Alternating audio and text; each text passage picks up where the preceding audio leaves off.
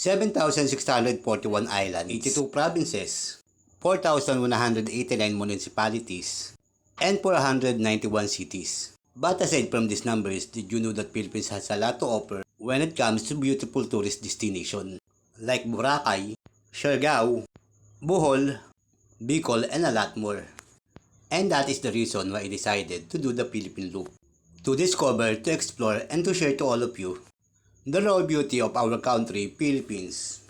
Kaya tara, samahan niyo ako pumadyak at magtasin ang mahigit 5,000 kilometrahe ng bansang Pilipinas at suingin ang paiba-ibang klaseng klima ng ating bansa. Yakapin ang kultura at paniniwala ng kapwa nating Pilipino. Tikman ang pagkaing ipinagmamalaki ng bawat probinsya at mahalin ang sariling atin. Kaya tara, samahan niyo ako maglakbay at mamasyal sa bini at ganda sa mga isla pantropiko ng ating bansa. Luzon, Visayas at Mindanao. Ako si Reynaldo Ingrupula, Batang Pasig, anak ng Pasig.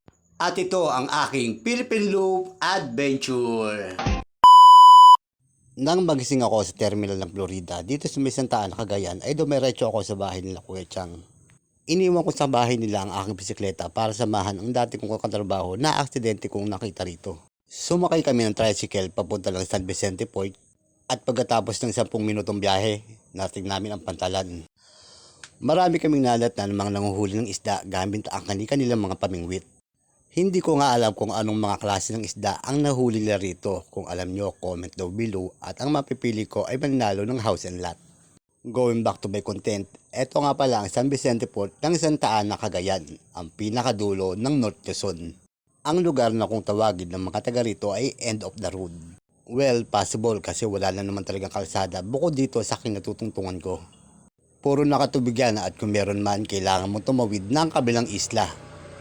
And speak of islands, maraming mga isla na pwede kang pasyalin dito tulad ng Palawig, Calayan, Crocodile Island, and even travel going to Maconacon, Isabela, pwede kang sumakay dito.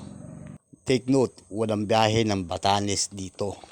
Dito kinakarga ang iba-ibang klaseng kargamento at mga materyales papunta sa kabilang isla. At alam nyo ba na sa lugar na to, unang pumapasok ang Northeast Monsoon o angin hamihan ng ating bansa. Kaya kapag bare months, sunod-sunod na ang pag-uulan sa lugar na to. Dito rin nag-umpisa ang kabaan ng Sierra Mountain Range mula dito sa Cagayan hanggang sa probinsya ng Quezon. Napakalaki ng papel na ginagampanan ng bundok ng Sierra Madre kasi kapag may malakas na bagyo, ang bundok ng Sierra Madre ang bumabasag ng malalakas na bagyo. At ang dagat dito, sakop na mismo ng Pacific Ocean.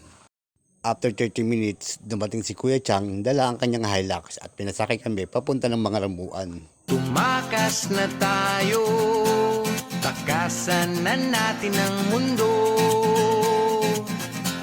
Magtago papalayo sa mas tahimik at payapang mundo. Umubulong ang hanging amihan at huni ng ibon. Dumudulog at tinatawag na tayo ng bundok.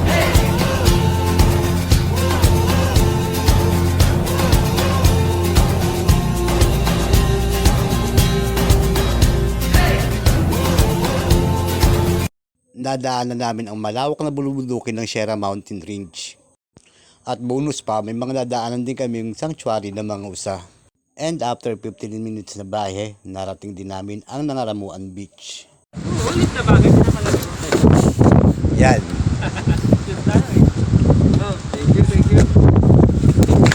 Shoutout nga pala sa iyo Kuya Chang at maraming salamat sa paghatid mo sa amin dito sa Nangaramuan. Ito ang Nangaramuan Beach or Boracay of the North ng mga taga rito. Sobrang pino at puti talaga ng buhangin pag nandito ka nga para ka rin ng Boracay. At kung mapapansin nyo sa video, nasa ibaba lamang siya ng mga kabundukan ng Sierra Mountain Range.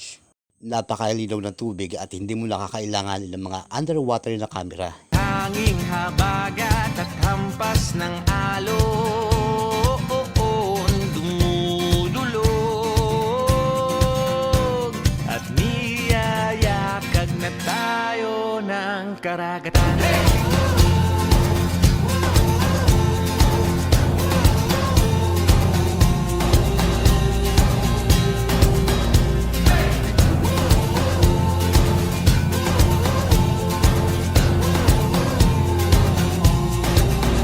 Aminin na natin, minsan masarap talaga tumakas. Kalimutan ang mga problema at bigyan ng oras ang sarili. Dahil hindi habang buhay bata tayo, hindi habang buhay malakas tayo. Paminsan-minsan bigyan mo rin ng oras ng sarili mo, i-enjoy ang buhay.